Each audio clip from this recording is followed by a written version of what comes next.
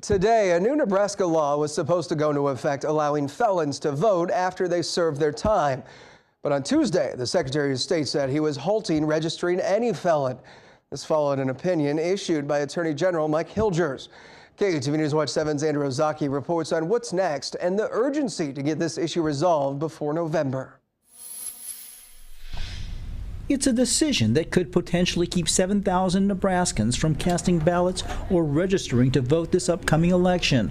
Secretary of State Robert Evnen says he will not implement a new law, LB 20, which allows felons to vote upon release from prison.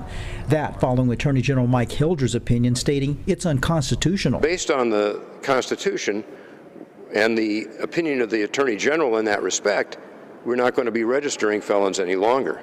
And the voting rights of thousands of felons who have not been pardoned but were allowed to vote under a 2005 law are also in jeopardy. That law placed a 2-year waiting period for voting.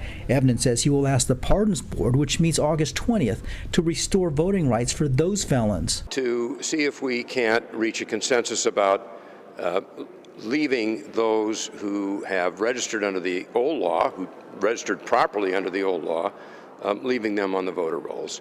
Several groups have condemned the opinion and decision. The Sentencing Project in Washington, D.C. calls it, quote, a severe mistake at best and intentionally harmful at worst.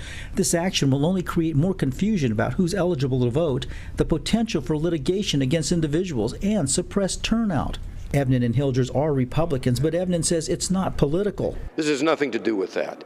This has to do with the Constitution of the state that says felons cannot vote unless they've been pardoned by the Pardons Board. He says if he doesn't follow the AG's opinion, there's a question about who will defend his office in the case of a lawsuit, which he believes will and should occur. I anticipate that there will be lawsuits following quickly. I think that's fine. That's where this thing ought to be resolved, is in the courts. And I hope that it's resolved rapidly so that we can have a resolution by the general election in November. Andrew Ozaki, KETV, News Watch 7.